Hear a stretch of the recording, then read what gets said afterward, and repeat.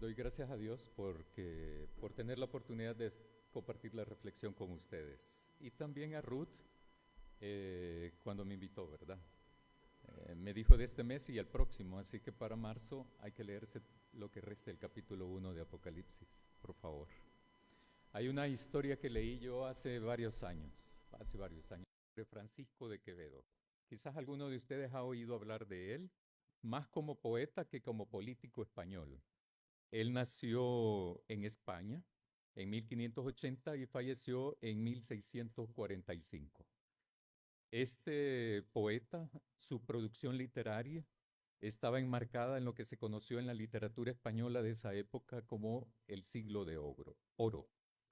Una de las características de Francisco de Quevedo era su estilo irreverente, pero también atrevido, no solo en su literatura, sino que también en su forma de comportarse. Una vez hizo una apuesta con sus amigos de que era capaz de decirle a la reina de esa época que era coja. Y entonces tomó la decisión esa. En una ocasión coincidieron en la misma ciudad, en el mismo pueblo, y entonces agarró no una manzana, sino que agarró un clavel y agarró una rosa. Se acercó, se acercó, se inclinó, se arrodilló y le dijo, frente al clavel y la rosa, vuestra majestad escoja. La reina súper halagada, ¿verdad? Emocionada, halagada, porque no entendió el insulto que estaba escondido ahí. ¿Por qué? Porque no tenía la información precisa y adecuada. Sin embargo, sus amigos, yo me imagino, muertos del chiste, porque ellos sí sabían el atrevimiento y el insulto que él le estaba dando a la reina. La reina no entendió entonces el insulto, pero las personas estas sí, porque ellos sí tenían la información precisa y adecuada. Lo mismo se hacía aquí en este país en los años 70, 80 y 90, supongo, ¿verdad? Ya de ahí para allá no me pregunten, porque no lo sé. Los jóvenes de ese entonces tenían un vocabulario, había una forma de hablar para ocultar el mensaje y los adultos no poder entender eso. Para decir perla, se decía peperlapa, por ejemplo. Para decir por qué, poporquepe. No tengo, no potepengopo. Y se construían oraciones completas. Por ejemplo, no posepe napadapa, no sé nada. Quiere decir eso. Si, igualmente que el ejemplo de Francisco de Quevedo, si la gente no tenía la información precisa y adecuada, no tenían forma de entender el mensaje. Finalmente, hay dichos populares en nuestro país que todos hemos usado alguna vez o muchas veces. En este país hay una gran cantidad de personas que hablan sustituyendo la articulación del castellano y sustituyen modismos o refranes, ¿verdad? Y en vez de explicar, solo dicen un refrán. ¿Qué significa, por ejemplo, este refrán tan popular y difundido en este país? Crustáceo en brazos de Morfeo es sorprendido por el fluido hidráulico. Si no tenemos la información precisa y adecuada, no vamos a entender eso, aunque las palabras las conocemos, sabemos qué significan, pero articulado de una manera determinada, puede ocultar el significado o el mensaje para unas personas, pero hablarlo de una manera determinada puede revelar el mensaje para otras personas. Crustáceo en brazos de Morfeo es sorprendido por el fluido hidráulico, no es más ni nada menos que camarón que se duerme, se lo lleva la corriente. Es eso, solo dicho en otros términos, en otras palabras. Es lo mismo. Ustedes pueden hacerlo, ¿verdad? Después el ejercicio y buscarlo, y es lo mismo.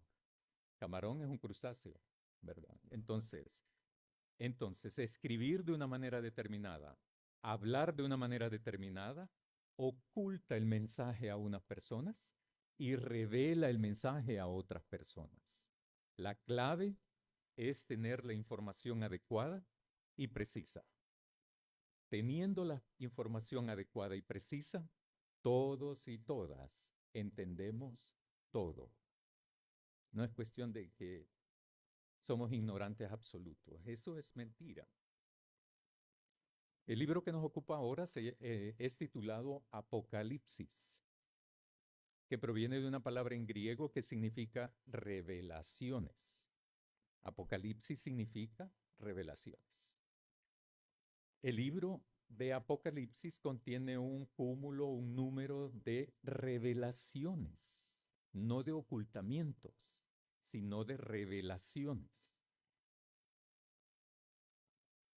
Teniendo la información precisa y adecuada, es importante, podemos entender cualquier cosa, todos y todas. El libro de Apocalipsis está escrito en un género literario que se llama apocalíptica. El libro es Apocalipsis, el género literario o la corriente literaria es apocalíptica. Apocalíptica eh, es una corriente literaria que el libro último del Nuevo Testamento no es el único de la Biblia que tenemos en esa corriente literaria. El libro de Daniel está escrito de esa manera. Algunos pasajes de Ezequiel también están escritos en el género apocalíptica. Este género literario tiene varias características, aproximadamente 8. Yo solo voy a hablar de 2. La primera es que las personas que escribían en este género literario, en apocalíptica, usaban unos recursos literarios como visiones, simbolismos numéricos, imágenes grotescas, contradictorias, imágenes terrenales, imágenes cósmicas, para poder entonces transmitir ese mensaje. Es así como entonces encontramos una numerología ahí, ¿verdad? Tiene su significado. 666, por ejemplo. Ustedes ya saben eso. Si ya lo leyeron el libro, ustedes saben eso. Hay en el libro una serie de imágenes, de visiones, como por ejemplo una bestia, una gran bestia, que tiene 2 cuernos, que tiene muchos cuernos, etcétera, etcétera, etcétera. Todo lo escrito en Apocalipsis, en el libro, tiene intencionalidades, tiene propósitos. Todos los libros de la Biblia son así. No hay ningún libro de la Biblia es que porque a un fulano se le ocurrió. No, tiene intencionalidades todos los libros. La segunda característica es que las personas que escribían este género literario solo lo hacían en épocas determinadas, cuando los pueblos, las ciudades estaban afrontando, experimentando una crisis social, una crisis política, una crisis económica y una crisis cultural también. En otras palabras, las personas que vivían en ese mundo conocido estaban afrontando esta situación de crisis casi generalizadas. En condiciones favorables, nadie escribía en este género literario. Nadie. Habían otros géneros y allí están en la Biblia los demás géneros. Entonces, la literatura apocalíptica utiliza una serie de recursos literarios como imágenes, visiones, numerología, para poder transmitir el mensaje. Y además, este género literario solamente se escribía en épocas de crisis. Dicen los que estudian este libro, ¿verdad? Los exegetas se llama eso, ¿verdad? Los especialistas que estudian esta onda de la Biblia. Ellos dicen que, bueno, en el 100% de los libros de la Biblia no hay 100% de certeza ni quién lo escribió, ni cuándo fueron escritos, ni cuántas personas escribieron esos libros. Aunque aparezca un autor, a veces hay 5 o 10 autores de un solo libro de la Biblia. Dicen los estudiosos entonces de que posiblemente este libro de Apocalipsis fue escrito entre el año 95 y 96 después de Cristo. Es posible que fue escrito entre el año 95 y 96 después de Cristo. Tenemos que reconocer algo, ¿verdad? Después de la muerte y resurrección de Jesucristo, el Evangelio fue esparciéndose poco a poco en todo Palestina, no solo en el sur, sino que también en el norte de Palestina.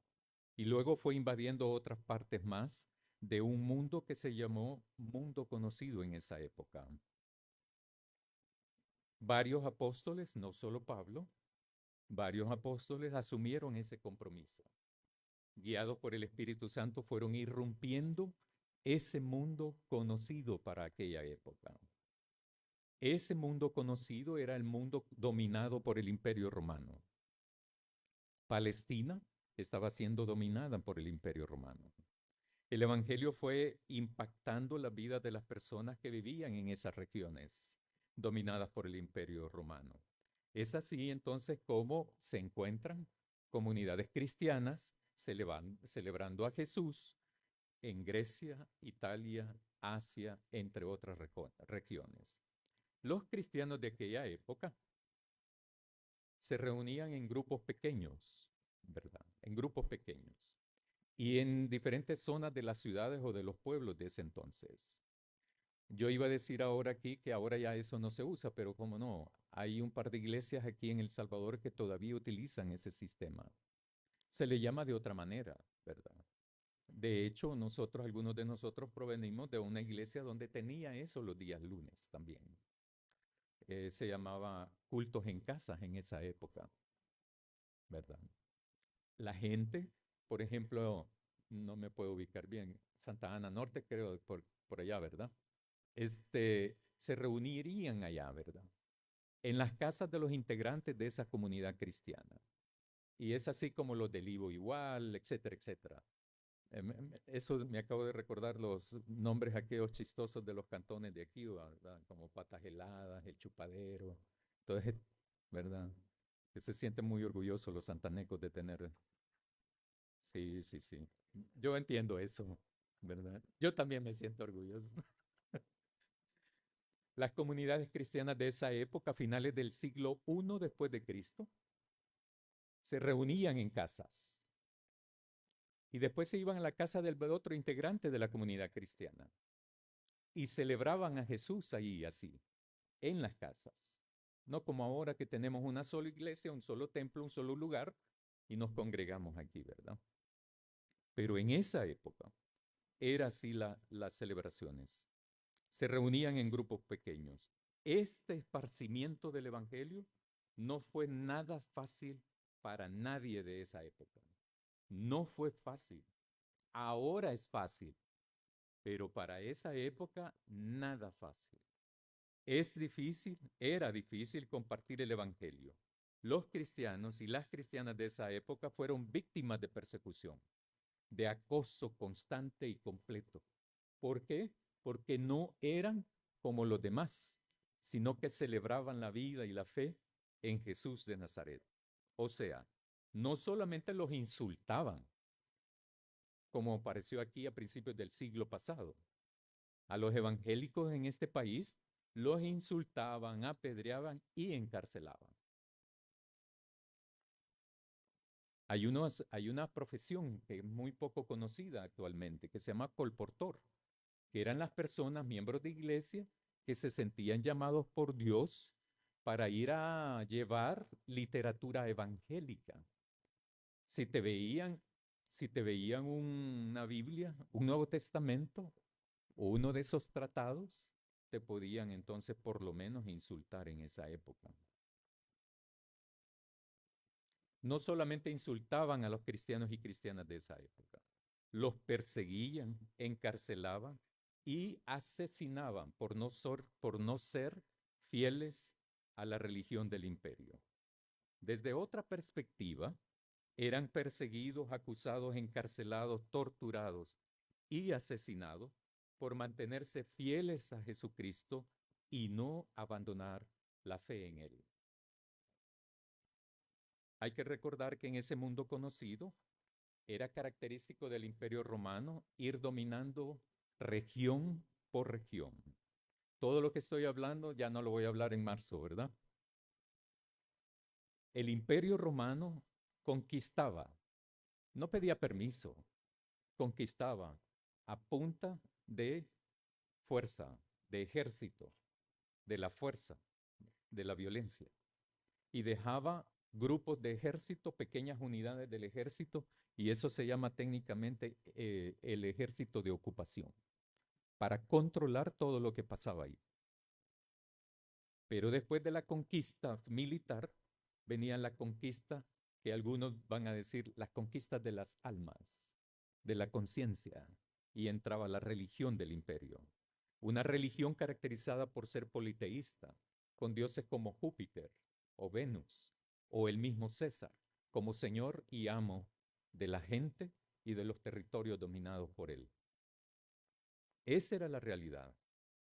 La expresión César es el Señor era comprometida y fue comprometida por los cristianos y las cristianas de esa época cuando confesaban Jesús es el Señor.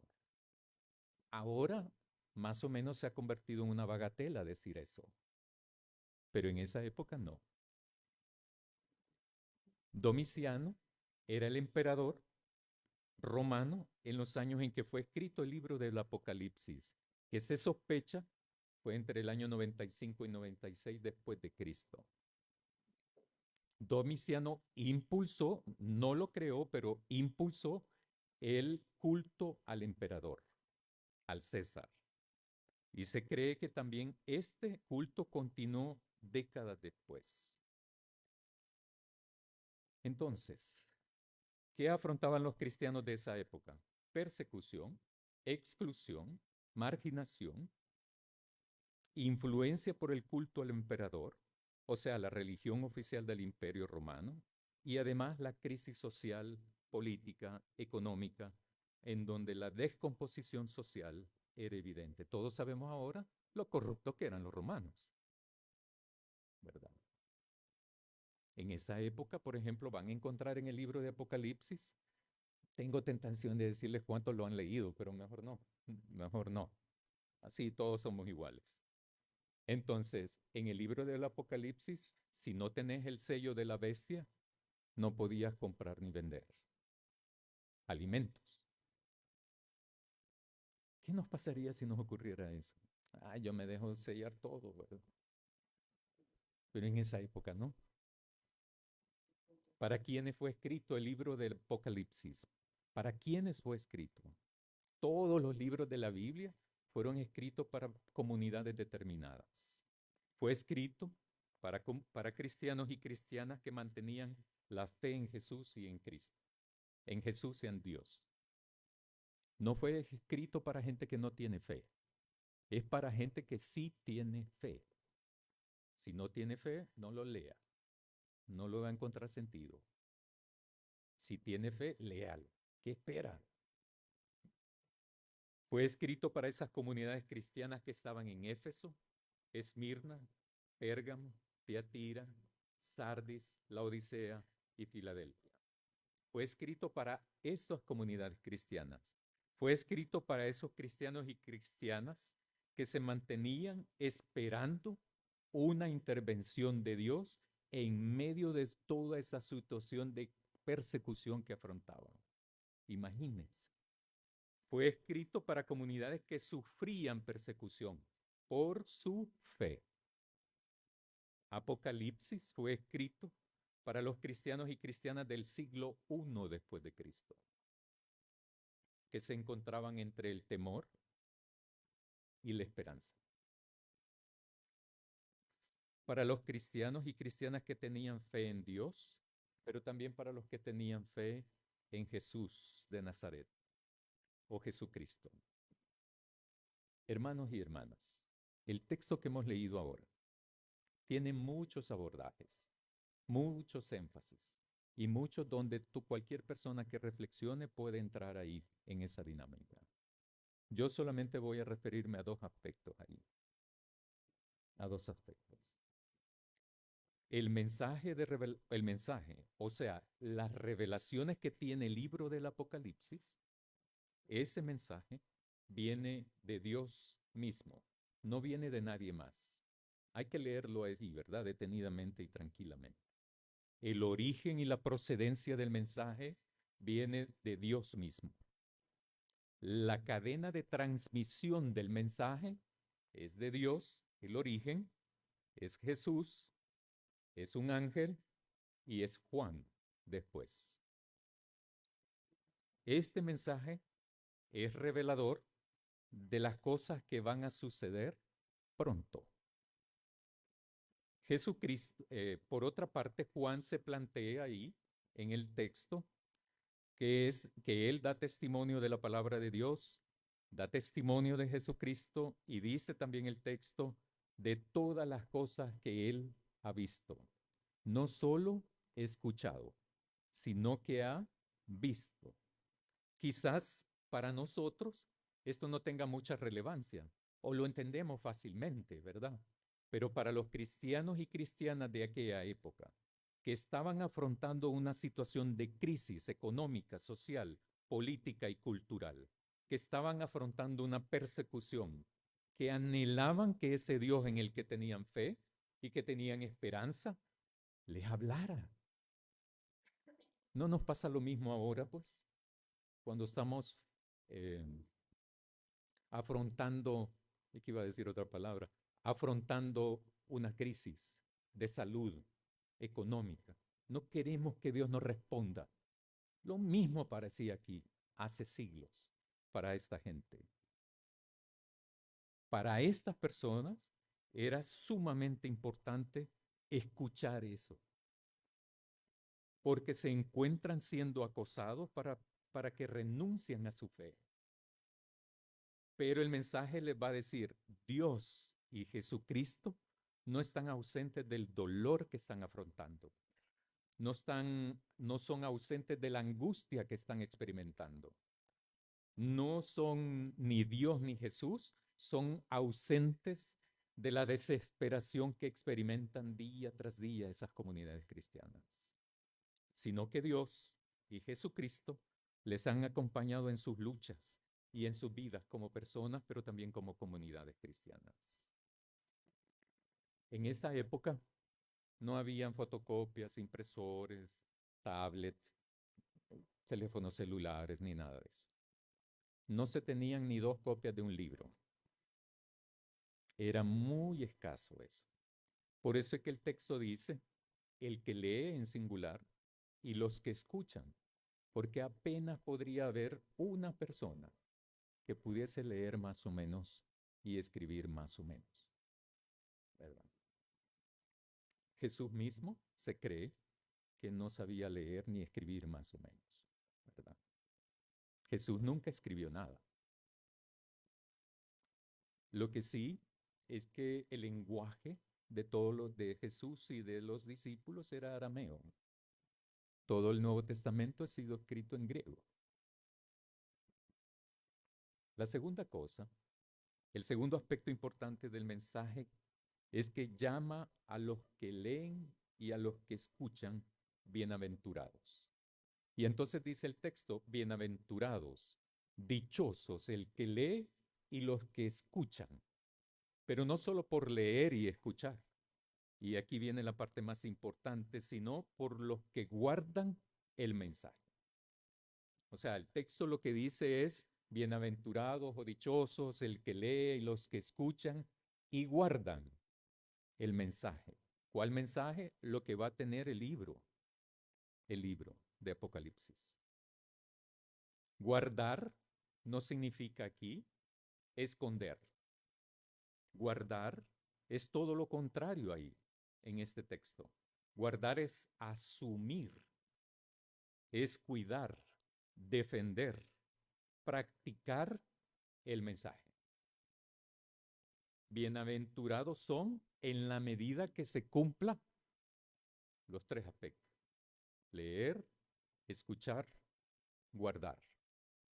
Si no hacemos eso, no son los de aquella entonces bienaventurados ni dichosos. ¿Por qué? Porque como decimos ahora, van a dar vía. No van a entender nada. Lo que le pasó a los romanos. ¿Por qué sobrevive el libro? Porque está escrito en el género apocalíptica. Entonces, guardar invita a ser consecuente con la fe que decimos tener. Sí entendemos esa palabra, ¿verdad? Consecuente. Vaya. Estas comunidades cristianas habían demostrado ser comunidades consecuentes con su fe. Sin embargo, el maltrato, la persecución, la exclusión constante y permanente hacen temblar la fe de cualquier persona y de cualquier creyente. Ahí no nos engañemos, ¿verdad? No es lo mismo celebrar a Dios así a tener allá afuera el ejército de ocupación romano. No es lo mismo tener con qué comer o no tener el sello de la bestia. No es lo mismo. Por ello, el llamado no solamente a leer y a escuchar qué dice Dios, sino también a guardar, cuidar, defender y practicar el mensaje que están a punto de conocer. Digo a punto de conocer porque apenas es el versículo 2, 3. O sea, Juan cuando escribe está preparando las comunidades cristianas. La gente llegaba solo a escuchar. En educación entendemos que 3% creo que uno retiene de todo lo que escucha. O sea, yo no puedo esperar más, ¿va? Entonces, solo 3%. Si es que hemos puesto atención. Pero si hemos visto, ¿verdad? Las redes sociales mientras tanto, ¿verdad? Pensamos en las cosas que vamos a ir a hacer después o las cosas que tenemos pendientes. 1%, ¿verdad? Hermanos y hermanas, la vida que nos ha tocado vivir no ha sido fácil para nadie. Está cargada de aciertos, pero también de desaciertos, de injusticias, pero también de justicia, de problemas, pero también de ambigüedades, de incertidumbres y de dolor. Las crisis no las afrontamos nosotros de la misma manera, por nuestro carácter y nuestra personalidad, pero también por nuestra ubicación en la estructura social, socioeconómica de este país. No la afrontamos de la misma manera, una crisis. El mensaje del libro de Apocalipsis revela un mensaje para las personas que creen en Dios y en Jesucristo. El mensaje del libro de Apocalipsis revela un mensaje para las personas que tienen fe en Dios y en Jesucristo. Para ellos y para ellas es revelador el mensaje. Revela, entre otras cosas, que Dios y Jesucristo ha estado siempre presente acompañando a las comunidades cristianas en sus luchas. El que es, que era y que ha de venir. Hace evocar también lo mismo cuando Moisés habla con Dios y Dios lo manda a liberar a su pueblo de la esclavitud en Egipto. Y le dice Moisés, ¿verdad? Y cuando llegue, ¿quién digo que me manda? Vos decirle que yo soy. O sea, el Dios que ha sido siempre significaría esa expresión. Dios no tiene nombre, no tiene nombre.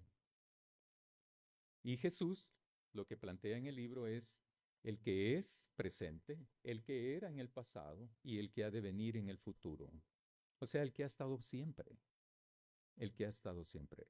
Revela, entre otras cosas, es que Dios y Jesucristo ha estado siempre presente acompañando a las comunidades cristianas en su vida diaria y en sus luchas diarias. El libro del Apocalipsis es un libro fascinante. Fascinante es ese libro. Ha sufrido injusticia de interpretación, ¿verdad? Por eso es que la gente le tiene miedo a ese libro. Pero no tienen que tenerle miedo a ese libro. ¿Creen en Dios? Léanlo. No se preocupen por eso.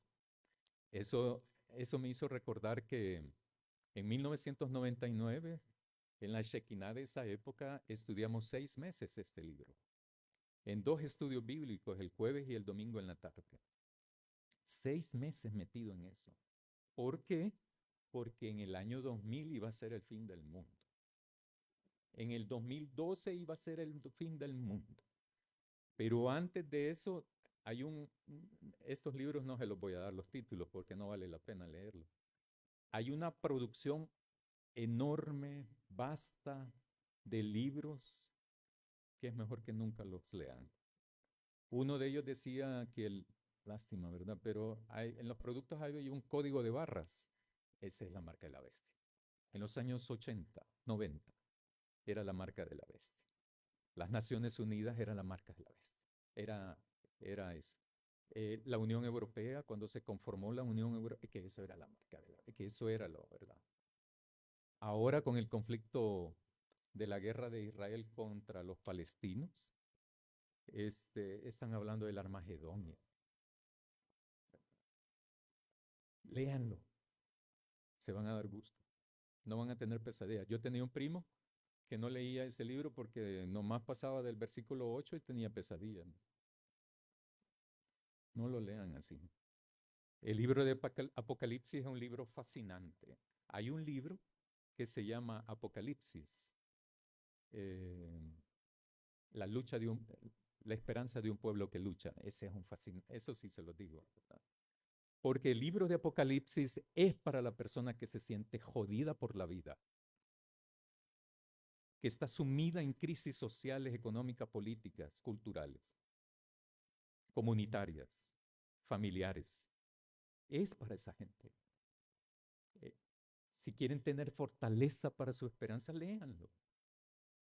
Si quieren fortalecer su fe, también hay que leerlo para descubrir cómo responde esta gente en esa época y en una situación como esta, sin renunciar a la fe en Dios ni en Jesucristo.